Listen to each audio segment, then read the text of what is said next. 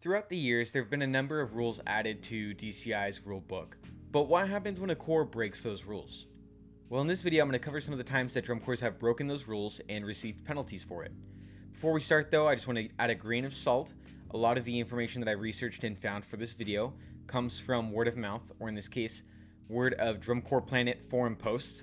So all of the information may or may not be exactly true, although I'm at least positive that all of the penalties happened.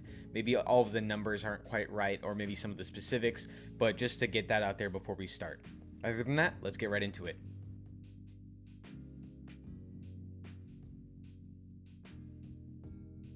Starting us off in 2015 at DCI prelims, the Blue Devils received a Metronome penalty. This penalty knocked them down by half a point, and while it doesn't sound like a lot, and it's definitely not going to sound like a lot compared to the other penalties we're going to look throughout the video, it knocked Blue Devils down not one place, but actually two. Blue Devils scored fourth that night where they would have achieved second place. Not that it mattered that much because in the end, at finals, they won the DCI season anyways. I don't know the exact history for this penalty or when the certain changes were made, but I have a slight feeling that the penalty in 15 is at least somewhat responsible for the reason why Blue Devils warm up separate from everyone else in Indianapolis nowadays, although I could be wrong. That's just my experience. I remember that we warmed up at what we refer to as Ooey Pooey, so take that. I don't know if that's connected to that penalty, but I kind of theorize in my own little headcanon that that's what happened.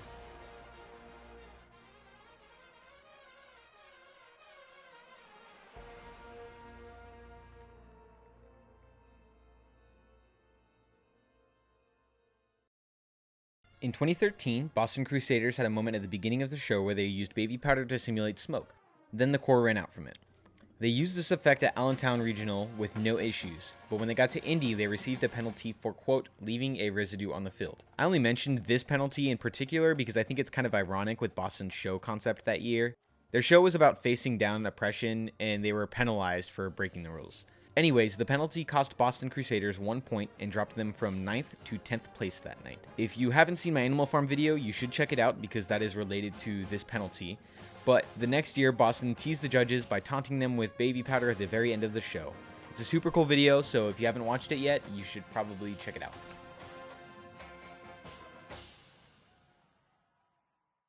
This next penalty comes from Cadets in 2007. The penalty is a little bit more nuanced than the past couple that we've already looked at, but it has to do with the Rose Bowl in that show site. If you've ever marched the Rose Bowl at any point in time, you know that it just kind of sucks. I love the audience there. It's my favorite show, but in terms of a field, it's probably one of the worst fields that I've ever had to perform on consistently, year after year. I've performed there 3 times, and I've never liked it once. The field is always slippery. You barely get any field references. You're lucky to get numbers on that field. And if you're super lucky, you might get the inserts, but not having hashes is just ridiculous, and that's what kind of gets into this penalty. Now, take the description I just gave you of the Rose Bowl field and multiply it by 22 cores instead of 7. Now you kind of have the idea of what it was like on quarterfinals night in 2007. When the Cadets walked onto the field that night, the hashes were just straight up not visible. So the corps refused to walk on and perform until the hashes were painted. This decision earned them fresh hashes as well as a 2 full point penalty for the 15-minute delay. All the corps directors had agreed beforehand that the field would be painted and only be painted during the scheduled breaks in the show schedule. However, after all the facts were looked at, DCI determined that the hashes had not been painted during that break given before the block in which Cadets were to perform, and so the Cadets had their penalty rescinded. I chose this one just because I can completely relate to the reasoning behind the delay. The Rose Bowl is one of my favorite venues, again, but that field sucks. Later on, the show board decided that they would add more breaks in between cores so that they could paint the hashes and the lines more frequently, just because the paint was fading so quickly, and we've already seen it just marching at the normal Rose Bowl show in the past few years. This next one is super fun, probably my favorite penalty that we're going to look at. In 2004, Jersey Surf had a show called Lounging Around with Jersey Surf, which if you haven't watched yet, you should. It's totally awesome. The show is just super fun the whole time, and halfway through the show, the whole horn line changes into an Elvis getup, including the fake hairdos, which is just, honestly, it's super hilarious. So anyways, at Division II champs, now we know this as open class, The drum major revealed a carnival wheel on his podium facing the audience. The possibilities on it were ending the show and taking the penalty. And I'll just let you watch the show and see what happened.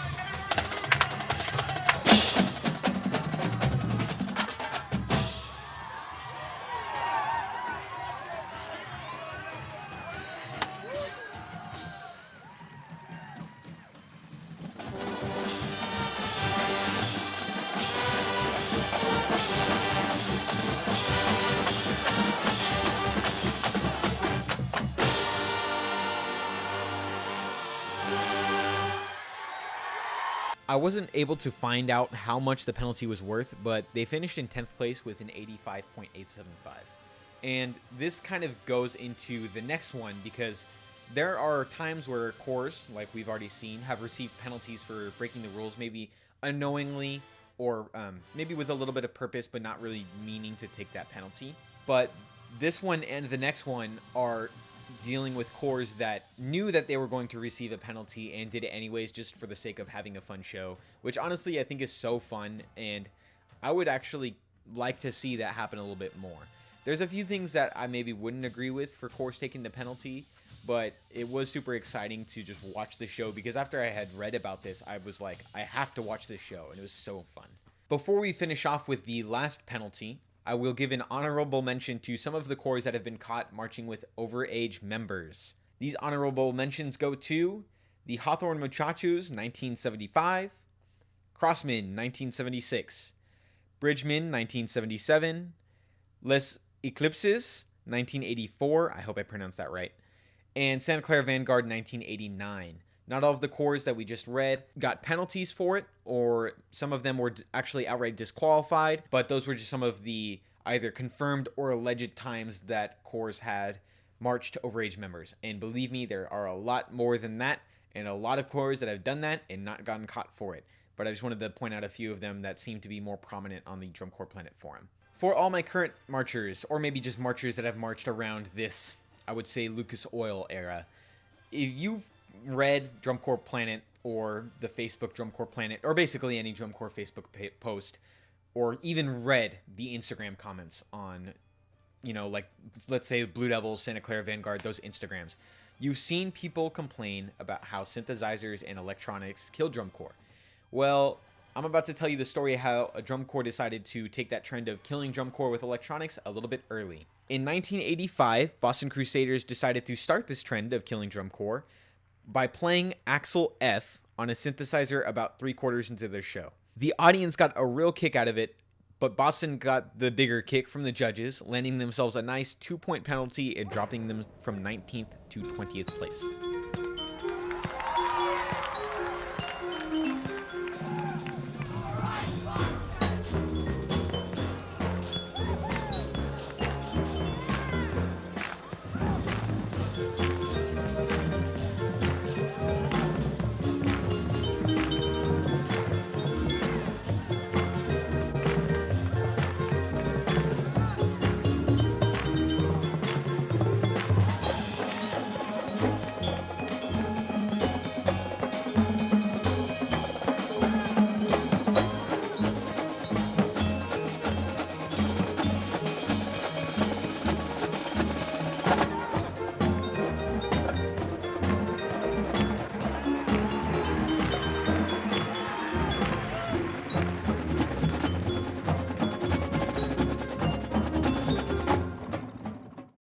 these were by far not all of the penalties that have happened, but there were just a few that I picked out throughout the years that I thought would be kind of fun to talk about and bring up into the modern drum corps history and just log them into the channel. I've had so much fun doing content like this and just drum corps history content in general, but that's all I have for today. Hopefully I have a video documentary coming out eventually. I have a few ideas in the works. I don't have a script written for any of those ideas yet, but if you like content like this and you want to see more, hit that like, hit that subscribe button, leave a comment in the comments below, and I'll see you guys next time. Wait, before you leave, I want to talk about something that's super important to me. If you've been watching this channel, you know that I've been kind of taking an interest in doing drum corps history content. And while I obviously don't get that perfect, there is a very big reason for that. I do as well as I can in researching for the videos that I do based on drum corps history. The reason that I don't get those things perfect is just because of the state of drum corps history in general right now. A lot of things in the community are spread by word of mouth on old RAMD forums, if you even know what that is, my modern members, on Drum Corps Planet, the Facebook groups, just everywhere, and they're super spread apart, and a lot of them, because they're word of mouth, are not exactly the facts to what happened.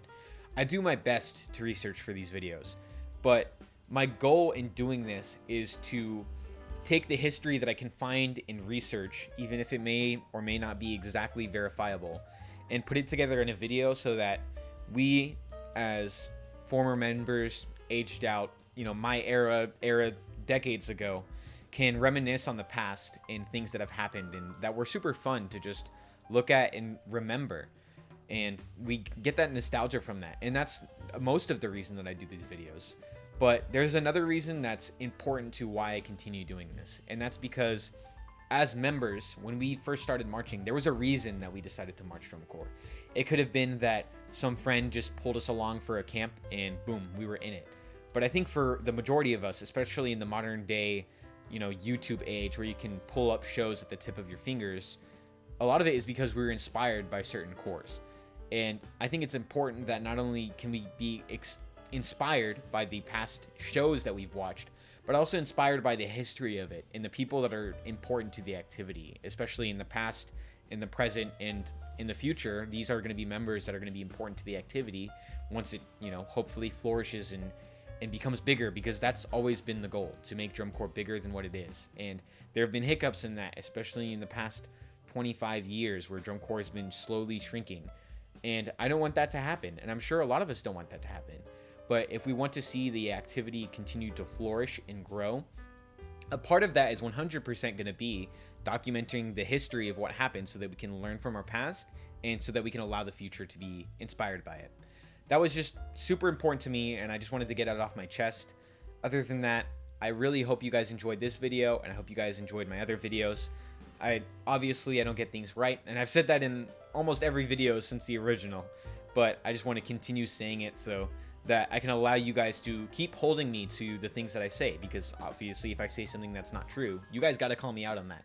And that's the biggest thing of why we need these videos in a single place. Other than that, I'll see you guys next time, and I hope you enjoyed it.